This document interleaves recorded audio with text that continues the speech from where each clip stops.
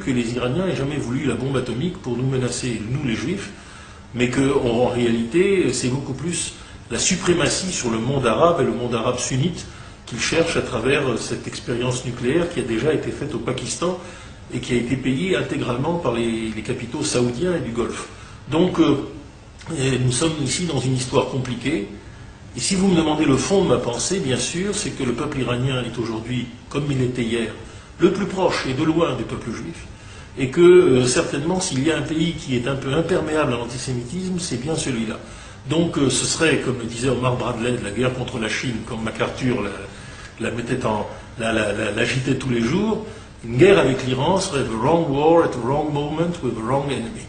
Et ajoutant, Bradley disait with the wrong means parce qu'il ne voulait pas d'armes nucléaires. Mais là, il n'en est pas question. Mais en tout cas, effectivement, la pire des choses que nous pourrions faire, c'est la guerre à l'Iran. Il faudra l'éviter. Mais on n'est pas toujours libre d'éviter que des imbéciles fassent déborder les choses.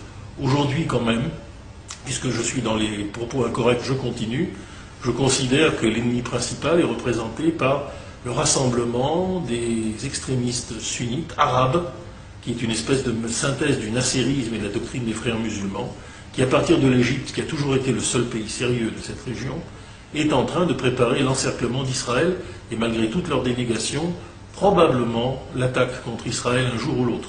Donc nos alliés face à ces hommes-là, ce sont les chiites, comme toutes les minorités religieuses du Moyen-Orient, sont bien entendu les Iraniens, et sans aller jusqu'à le qualifier d'allié, je ne lui veux pas autant de mal que ça, mais Bachar Assad aujourd'hui doit pouvoir tenir en Syrie au moins comme une des composantes d'une solution négociée. Je ne suis pas pour un triomphe à la Kadhafi en Syrie, ce n'est pas la Libye, et nous serions immédiatement les témoins d'un massacre généralisé des Alaouites et en fait des chrétiens, hypocritement, par cette majorité sunnite structurée par les frères musulmans et payée par le Qatar et l'Arabie Saoudite.